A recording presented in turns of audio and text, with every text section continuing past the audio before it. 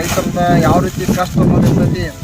ಇಲ್ಲಿ ಪ್ರತಿ ವರ್ಷ ನಾವು ಕಬ್ಬು ಕಡಿತೇವೆ, ಹೊಸ ಕಬ್ಬು ಹೋಗ್ತೈತಿ, ಸೀಸನ್ ಚಾಲು ಆಗ್ತೈತಿ, ಕಬ್ಬ ಕಳಿಸ್ತೇವೆ. ಖರೆ ನಮ್ಗೆ ಇಷ್ಟು ತ್ರಾಸ ಐತಿ. ರೈತರ ದುಕಾನ್ ಕೇಳಕ್ಕೆ ತಗಟ್ಟ ಯಾರಿಲ್ಲ. ಇನ್ನು ಬರೀ 5 ರಿಂದ 6 ಜನ ಕೂಡಿ ಒಂದು ನಾವು ಟ್ರ್ಯಾಕ್ಟ್ರನ್ನು ಲೋಡ್ ಮಾಡ್ತೇವೆ.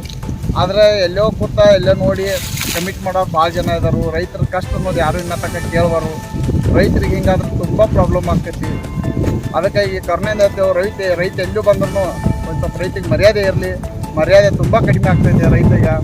ಇಂದ ರೈತ ಒಂದು ದಿನ ದುಡ್ಲಿಲ್ಲ ಅಂದ್ರೆ ಸರಿ ಸುಮಾರು ಎಷ್ಟೋ ಜೀವಗಳು ಉಪವಾಸ ಪರಿಸ್ಥಿತಿ ಬರ್ತೈತಿ. ಇಂಥ ಬಿಸಿಲಾಗ ಸಂಕಟ ನೀರೆಲ್ಲ ಕುಡಿಯಾಕ್ತಿ. ಆದ್ರೂ ನೀರಿಲ್ದಾದ್ರೆ ಭೀ ನಾವು ಕಬ್ಬ ತುಂಬೋದು ಬಂದ್ ಮಾಡಿಲ್ಲ. ಹಿಂಗಾಗಿ ನಮ್ಗೆ ತ್ರಾಸ ಭಾಳ ಆಗ್ತೈತಿ. ನೀವು ನೋಡೋದ ಪೂರಾ ಲೋಡ್ ಗಾಡಿ ಫುಲ್ ಮಾಡ್ಬೇಕಂದ್ರೆ ಸರಿ ಸುಮಾರು 4 ರಿಂದ 5 ತಾಸು ಆಗಿ ಒಂದು ಗಾಡಿ ಲೋಡ್ ಮಾಡ್ಬೇಕಂದ್ರೆ. ಹಿಂಗೆ ದಿನಕ್ಕೆ 2 ಲೋಡ್ ಆಗ್ತಾವೆ. 2 ಲೋಡ್ ಅಂದ್ರೆ ನಾವು ಬರೋಬ್ಬರ 7 ತಾಸು ಬರೀ ಕಬ್ಬ ಬರೀ ಕಡಿಯೋದಲ್ಲ. ಇದು ಬರೀ ಇದನ್ನು ಹೇರಕ್ಕೆ ನಮಗೆ 4 ರಿಂದ 6 ತಾಸು ಆಗ್ತೈತಿ ಗಾಡಿ. ಅದಾದ್ಮ್ಯಾಗ ಮತ್ತು ಕಬ್ಬ ಕಡಿಬೇಕು.